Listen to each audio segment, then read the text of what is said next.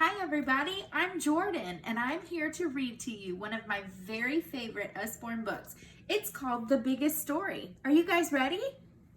Awesome, let's go.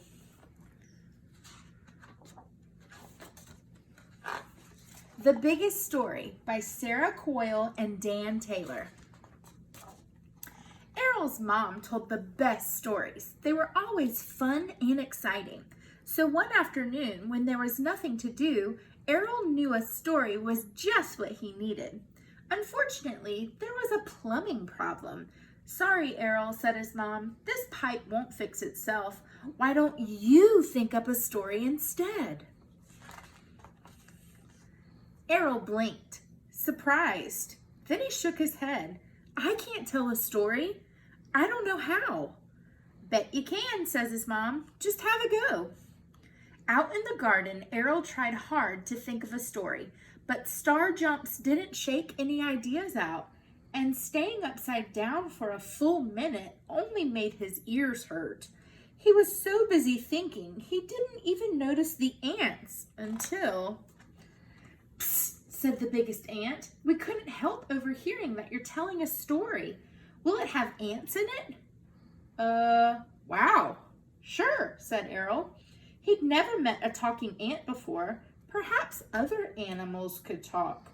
"Ahem," said a low voice. A tabby cat was tapping Errol's foot. "You know," she said, "the best stories have cats in them." With an awful kerfuffle, all the neighborhood cats bobbed up onto the fence. Each cat sat at a polite distance from the others. Cats like a bit of space. "So what did you say?" asked a tortoiseshell cat. "Any room for cats in your story?" At ants and cats, Errol's story was getting better already. Errol looked around the garden. What else does my story need? "Stunts!" shouted a sheep, clipping the gate as she jumped into the garden. Showering splinters, a long line of sheep hopped after her. "You need action, excitement, paragliding. Sheep do all that stuff." "Done," Errol grinned.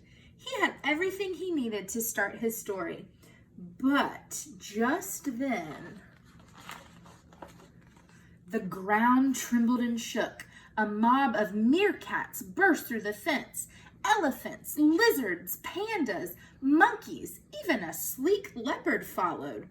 So the leopard looked excited. "Word in the wildlife park is you're telling a story. Good news, we're in." Errol gave a low whistle. To fit everyone in, this story would have to be big. "Okay," he said, "but that's definitely it. There's no room for anyone else. Not even..." "Dinosaurs!" shouted the sheep.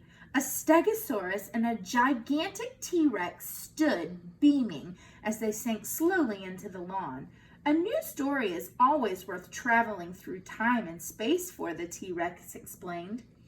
"Of course, we were in the very first stories," said the stegosaurus smugly. "Hope this one is as good." The audience fell silent. Waiting for the story to begin, Errol gulped. He felt as though he had eaten too much pizza, and the pizza was made of bees. Would his story be any good? "I've got my tea." Errol's mom sat down, but didn't seem to notice that her chair was covered in monkeys. "I'm all ready for your story." Errol grinned at her. Then he took a deep breath and began. The biggest story. "Oh no! T-Rex is in trouble. She's stuck in the middle of a fiery volcano. Eep! Those tricky cats have trapped her. You'll never escape, Dino Breath. Mwahaha! Catapults ready. But here come T-Rex's friends. Hooray! We're coming, T-Rex. Wait! Hot lava! Poor T-Rex. Not even her friends can help her now. Bye-bye, boat. Pop! Sizzle! Sizzle! Is this the end for T-Rex? Extinction time! Hold up, you pesky felines. Wait, is it? No, it can't be. It is. It's the superhero sheep, Golden Glider, Skyrocket, Silver Arrow. Pow! Whoosh! My heroes foiled again. Bad luck. T-Rex is saved. Woohoo! Yay! It's party time. The end, said Errol. Second stretch. Then the audience went wild. Animals cheered, roared, and stomped. Dinosaurs danced. Ants somersaulted. Cats purred louder than lawnmowers, and sheep ping-ponged across the lawn. Errol's mom pulled him into a huge hug. That was the best and the biggest story I've ever heard, she cried.